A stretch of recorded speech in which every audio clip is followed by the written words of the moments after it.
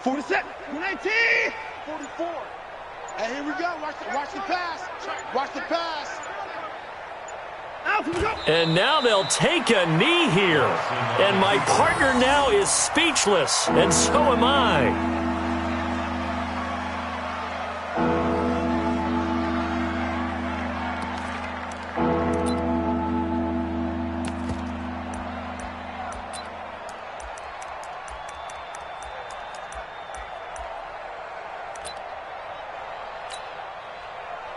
So time to start going in the other direction as they come up now, third and long.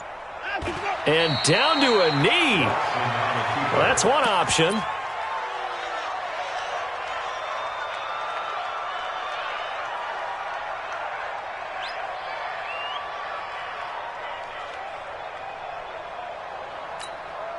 Here's Brian Anger now as he's on to punt for Houston. He steps into this one, and this is a rocket. And that'll hit at the 5 and go into the end zone for a touchback. At their own 20-yard line.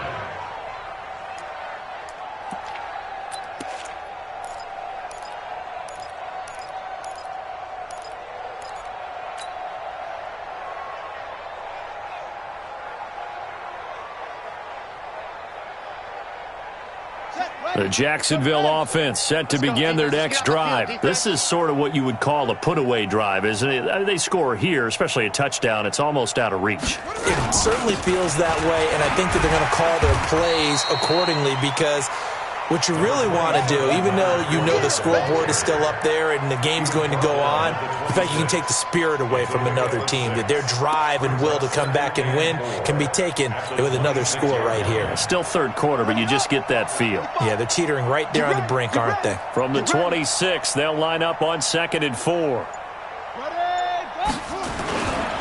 Again, it's Fournette, and maybe a measure of revenge there. He's had his way in this one, but this time they get him behind the line. Officially, it will go as a 1-yard loss, and that's going to lead to a 3rd down.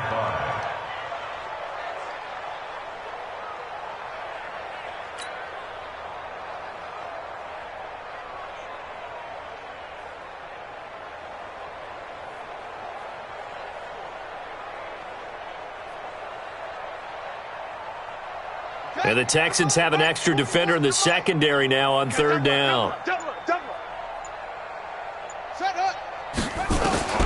Out of the gun, Dobbs. Nowhere to escape, and he goes down. An 8-yard loss brings up 4th down.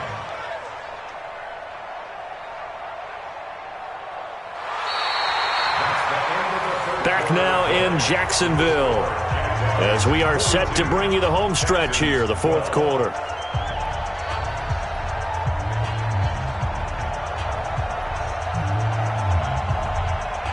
Here's Logan Cook now, standing just outside his own goal line.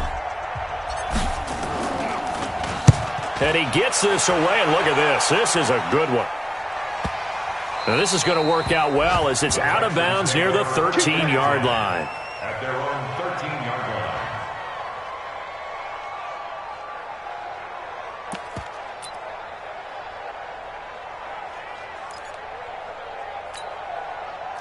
line. The Texans offense ready to go here for their next drive. And on the last go-around, they really couldn't get anything going. They had to punt from deep inside their own territory, which means you're going to lose the field position battle as a general rule. What they're looking for now is a little more consistency. Move the ball at least a few times on offense. Get a couple of first. Rush coming, and he's taken down.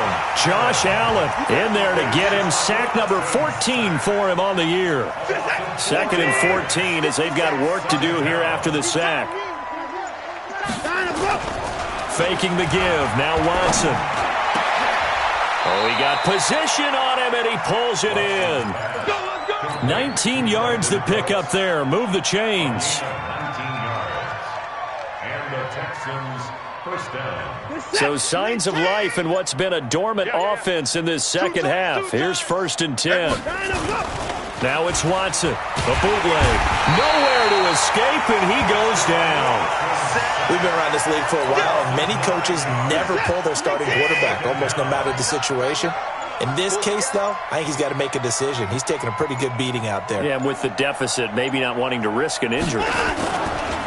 Another try after the first down sack. Watson, he couldn't get the hook up there that time with Thomas, and it's third down. Another wayward pass. Yeah, things started out poorly in this game, and to be frank, they just really haven't gotten much better. And all that does is embolden the secondary. Under a heavy rush, and down he goes. That right now, that's a defeated team out there. I think you can see it totally in their body language. Hands on hips, heads low. It's just been a struggle from the start. Yeah, this team has been thoroughly beaten right from the word go. Anger is on to punt, and he gets this one away.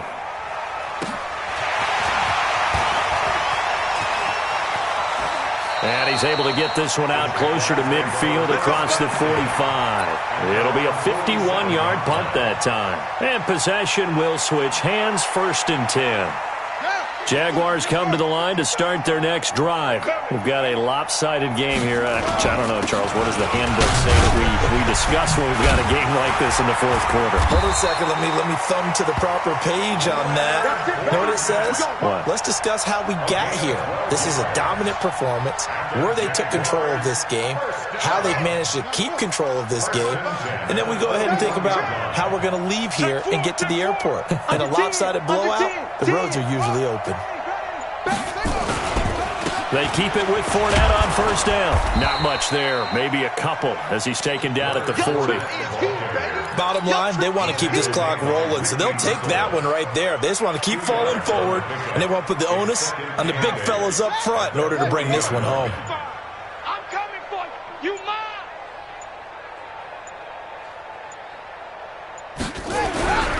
This is Fournette. And he is met in his tracks behind the line of scrimmage. That backs him up 1 yard and brings up third down. Brandon, it's clearly a running situation when you're up in the fourth quarter. They're going to have to stack the box and make it difficult for them to move the ball. Made it very difficult right there, and now they need to repeat that effort. Yeah, bring 7, 8, 9, whatever it's going to take to slow them down. They'll get 6 there on the run, but it brings up fourth down. That was a good run, and it got to the second level. And what I mean by that is that's where the linebackers usually play. First level being the defensive front, last level being the secondary. But the strong safety position ended up making the tackle. And oftentimes we call them a hybrid. Combination defensive back, combination linebacker. We saw the linebacker make the stop.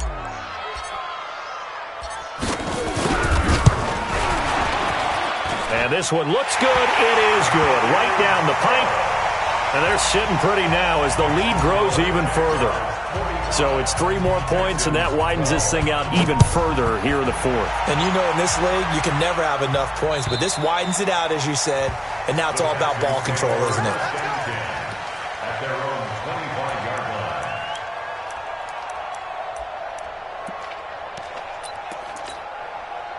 The Texans offense ready to go here for their next drive. They are just obviously getting shellacked here in this one, Charles. What's the message if you're a coach for this final drive in a lopsided game like this? For a lot of coaches, be honest. Don't forget today. Don't forget what has happened out here. Yeah, use that as ammo going forward. Exactly. Take a great look at that scoreboard. Realize how poorly everything went for us today, coaching, playing, the whole deal. And never forget it, because you're not going to want that feeling. Now a clash of bodies here, and it's intercepted. Picked off at the 40, and they are going to set up shop at the 40-yard line. Well, this defensive pressure has been constant all game long. The pass rush, the coverage, they've all been excellent, and now they'll tack on an interception here as this one continues to slip just further and further out of hand. And they'll get him down after a pickup of 8, 2nd and 2.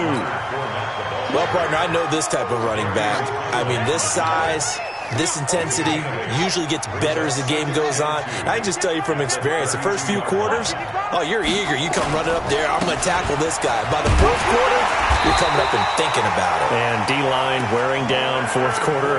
Yeah, that's not a guy they want to see consistently. They'll get 3 as the drive continues. It's a first down.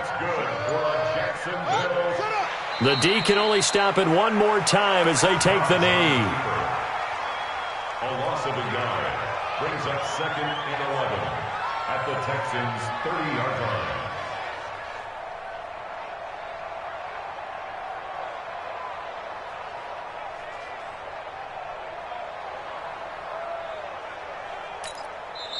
The Jaguars going to go ahead and use their first timeout. That'll leave them with 2 remaining. We'll be back after this.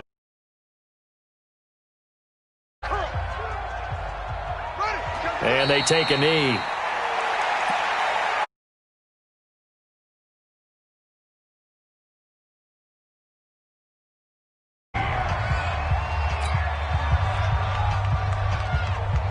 And it looks like we've got a dime set here defensively. 6 DBs in the game. Down to a knee for the Jags. Victory seemingly in hand. A loss of a yard. It's 4th down. Well, Charles, it's one thing to win. It's another thing to win and put up the amount of points that they did. Boy, were they clicking on offense. They can't help but feel great about themselves, can they? I mean, what a game to put up that number of points, continually feeling like they're moving the ball and things are working and clicking. They think that they can bottle this and carry it with them. And as an offensive coordinator, you just don't think you can do anything wrong. Whatever you call, run, pass, it's all going to work. That's called being in the zone. So for the Jags, the final 2 weeks are going to tell the story for them as they move to 9-5 with a win. And they'll hit the road next week to take on the Baltimore Ravens. Meanwhile, for the Texans, they've plummeted now to 3-11. And they'll try to get back to their winning ways next week as they head to KC to take on the Chiefs. So for our entire crew, alongside Charles Davis, I'm Brandon Gaudin. Thanks for watching, everybody. We'll see you next time.